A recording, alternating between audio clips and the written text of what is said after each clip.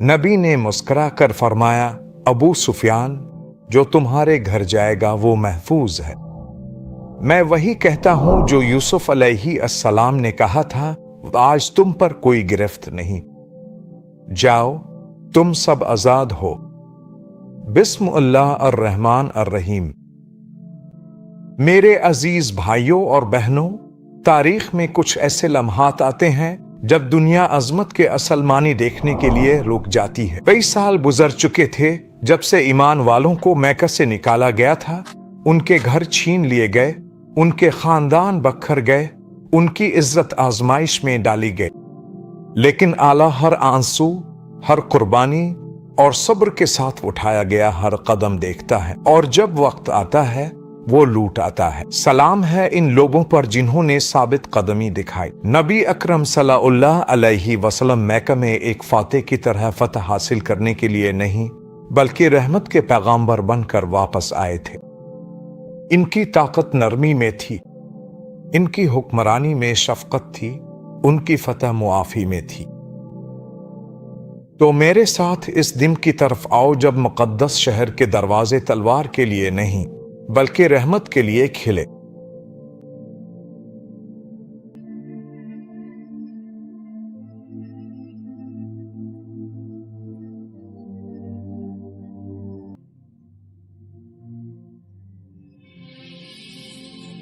आठ साल गुजर चुके थे जब से नबी अकरम सल्लल्लाहु अलैहि वसल्लम और उनके साथियों ने मैका छोड़ा था।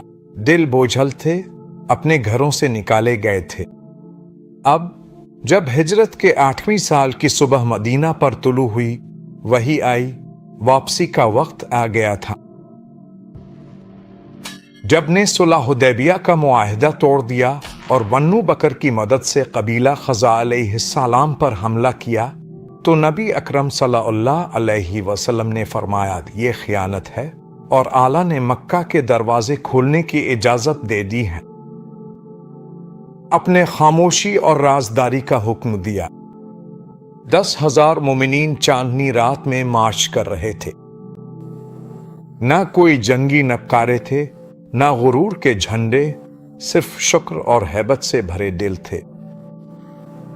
नबी अकरम सल्लल्लाहु अलैहि वसल्लम मैका की तरफ बढ़े और वहां खैमाजन हुए।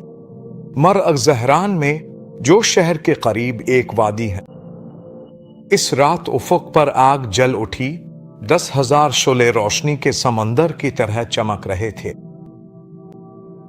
लरज गए। अबू सुफियान हकीकत जानने निकले। हजरत अब्बास ने उन्हें गिरफ्तार करके आपके हुजूर पेश किया। आपने इनकी तरफ देखकर फरमाया, अबू सुफियान, तुम पर अफसोस है। क्या अब भी तुम्हारे लिए वक्त नहीं आया कि तुम मान लो कि आला के सिवा कोई माबूद नहीं? अबू सुफियान कांप उठे। किस्म है आला की, अगर आला के सिवा कोई और माबूद होता तो वो अब तक तुम्हारी मदद कर चुका होता। और क्या अब भी तुम्हारे लिए वक्त नहीं आया कि तुम जान लो कि मैं आला का रसूल हूं? अबू सुफियान ने जवाब दिया, मेरे माँ बाप अब पर कुर्बान हूं। अब कितने बुर्दबार और अजीम हैं। बेशक मैं गवाही देता हूं कि आप आला के रसूल हैं। नबी अकरम सल्लल्लाहु अलैहि वसल्लम ने नरमी से मुस्कुरा कर फरमाया, जाओ अबू सुफियान, जो तुम्हारे घर में दाखिल हो जाएगा वो महफूज रहेगा। जो शख्स मस्जिद हराम में दाखिल हो जाएगा वो भी महफूज रहेगा, और जो अपने दरवाजे बंद कर लेगा वो भी महफूज रहेगा। सुबह होते ही मैका के दरवाजे खिल गए। नबी अकरम सल्लल्लाहु अलैहि वसल्लम आजिज़ी के साथ दाखिल हुए, किसी फातेह की तरह नहीं, बल्कि आला के बंदे की हैसियत से। आपका सर ऊंट पर इतना झुका हुआ था कि करीब था ज़ैन को छू ले। अपने तिलावत फरमाई, बेशक हमने तुम्हें खिलीफत अता की ताकि आला तुम्हारे अगले पिछले गुनाह मुआफ कर दे और अपनी नेमत तुम पर पूरी कर दे और तुम्हें सीधे रास्ते की तरफ हिदायत दे। نوافته هنيهلوي فتحالف ما ابن عالف نغفنلي لوي اللويا ميات قيدو ممنا زينبنوي او ميات خورا او ياتنا ميونا ميتيا ويلوي او يدنوي سرطالف ما ستر مالف. जब वो दाखिल हुए तो नबी ने हुक्म दिया कि किसी का खून न बहाया जाए سوائے ان لوگوں کے جنہوں نے کھلم کھلا مسلمانوں سے غداری اور ظلم کیا تھا۔ پھر بھی ان میں سے اکثر کو معاف کر دیا گیا۔ اس دن کو ہمیشہ کے لیے رحمت کا دن کہا جائے گا۔ نبی سیدھے کعبہ کی طرف گئے۔ اس کے ارد گرد 360 بت کھڑے تھے جو جہالت کی بلند علامتیں تھیں۔ ان کے ہاتھ میں ایک عصا تھا جس سے وہ ایک ایک کر کے بتوں کو گراتے جاتے اور تلاوت کرتے جاتے تھے۔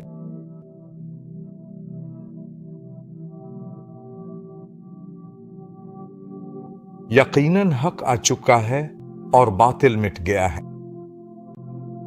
یقیناً باطل تو ہمیشہ ہی مٹنے والا ہے۔ جب بت ٹوٹ کر گرنے لگے تو ایمان والوں کی آوازیں گونج اٹھیں، اللہ اکبر، اللہ اکبر۔ نبی کعبہ میں داخل ہوئے، جہاں اپنے اس کے مقدس سائے میں شکرانے کی نماز ادا کی، فتح کی نہیں۔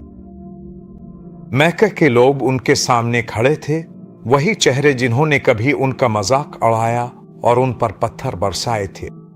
انہوں نے فرمایا، ان کی آواز نرم لیکن مضبوط تھی، اے کہ لوگو، تم کیا سمجھتے ہو کہ میں آج تمہارے ساتھ کیا سلوک کروں گا؟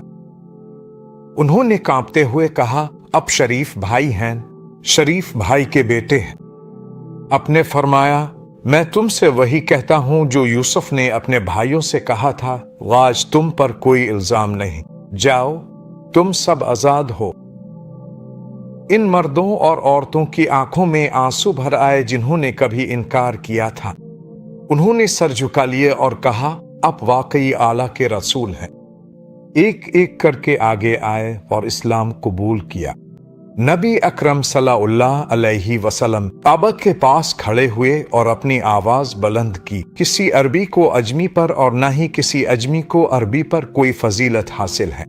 اعلیٰ کے نزدیک تم میں سب سے زیادہ عزت والا وہ ہے جو تم میں سب سے زیادہ پرہیزگار ہے۔ اپنے حضرت بلال رضی اللہ عنہ کو مقرر فرمایا کہ وہ کعبہ پر چڑھ کر مکہ میں پہلی اذان دیں۔ ان کی آواز وادیوں میں گونج اٹھی، اللہ اکبر، اللہ اکبر۔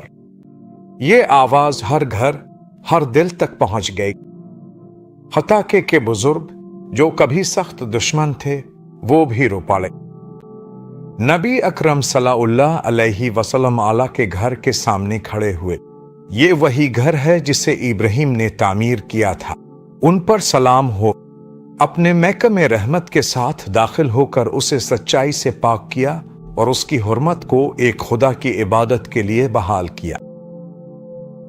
جب اعلیٰ کی مدد اور فتح آ جائے اور تم لوگوں کو دیکھو کہ وہ گروہ در گروہ اعلیٰ کے دین میں داخل ہو رہے ہیں، تو اپنے رب کی حمد کے ساتھ تسبیح کرو اور اس سے معافی مانگو۔ یقیناً وہ بہت توبہ قبول کرنے والا ہے۔ مکہ کی فتح زمین کی فتح نہیں تھی بلکہ دلوں کی فتح تھی، اور اسی دن سے اسلام تلوار سے نہیں بلکہ رحمت سے پھیلا۔ اور یوں رسول اللہ صلی اللہ علیہ وسلم مکہ میں عاجزی کے ساتھ سر جھکائے داخل ہوئے، غرور کے ساتھ سر بلند نہیں کیا۔ اپنے ان لوگوں کو معاف کر دیا جنہوں نے آپ کو تکلیف دی تھی، اور ان کی حفاظت کی جنہوں نے کبھی آپ کو وہاں سے نکالا تھا۔ اپنے دنیا کو دکھایا کہ اصل طاقت شہروں کو فتح کرنے میں نہیں بلکہ دلوں کو جیتنے میں ہے۔ یہ روشنی کی تاریکی پر فتح تھی، اور پھر بھی سفر ختم نہیں ہوا تھا،